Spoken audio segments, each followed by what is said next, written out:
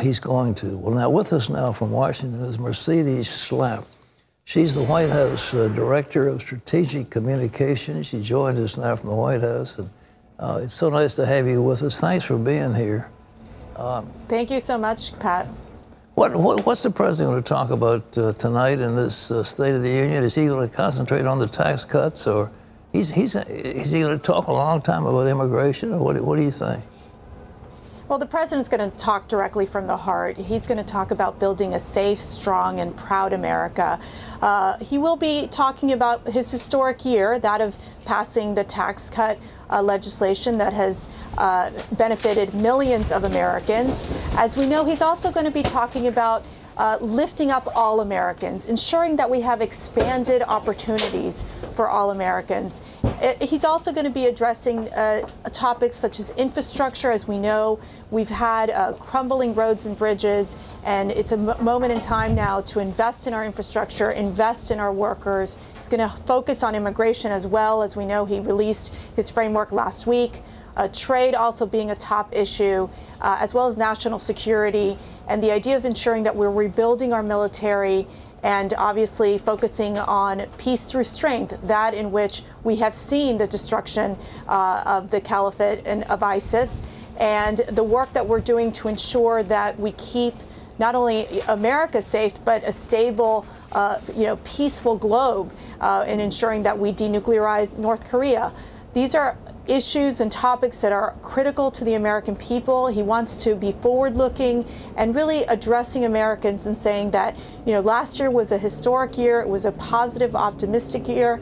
But this year, we're going to continue on that path of growth, continue on that path of expanding opportunities for all Americans, and ensuring that every American has an opportunity to succeed.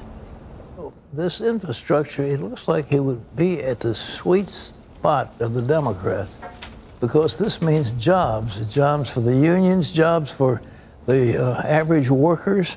The middle class will benefit tremendously, and the president is talking maybe $1.2 trillion or something like that, but yes, they don't want to give him the money. Well, why would the Democrats object to this? Well, Pat, you know how Washington works. It's been an interesting approach by the Democrats, where the Democrats really just want to play politics.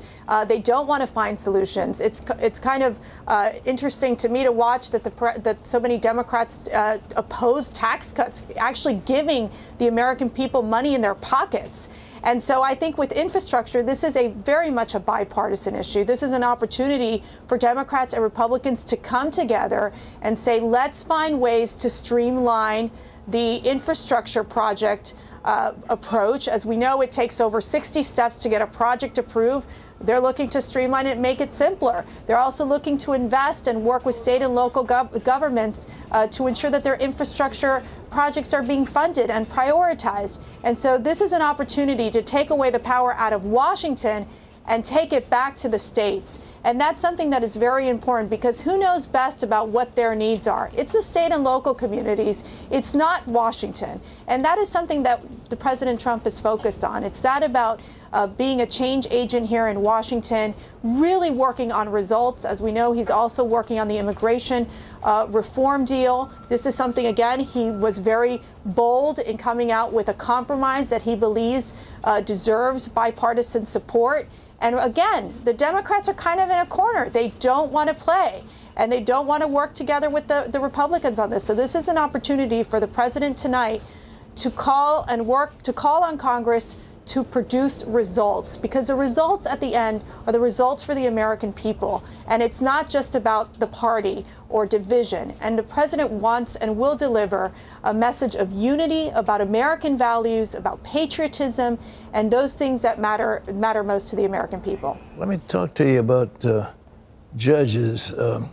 So far, Harry Reid put in what they call the nuclear option, and the Republicans are able to confirm just about any judge they want, and the president's record has been extraordinary. What about if Kennedy resigns or one of the other judges resigns, and all of a sudden you're going to swing the balance of the Supreme Court? Is the president ready for a major fight on that one?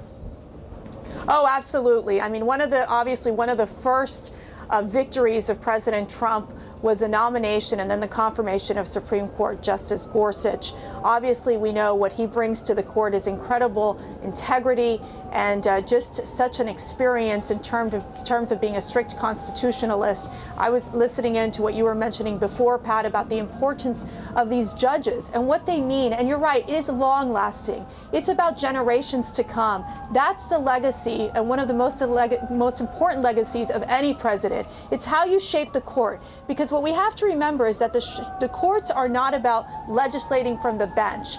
They're supposed to interpret the law. And as what we have seen in so many of these liberal circuit courts across the country, for example, the Ninth Circuit Court in California, you always get a sense that they're legislating from the bench, and then they have to do cleanup work as it goes up to the Supreme Court. So I think that President Trump's, one of his legacies will surely be the individuals who will end up in these courts, from the circuit courts up to the Supreme Court. And of course, President Trump will pick quality judges, as he has done so far. He's already nominated 95 judges. We've seen 12 circuit court judges confirmed. That's a historic number.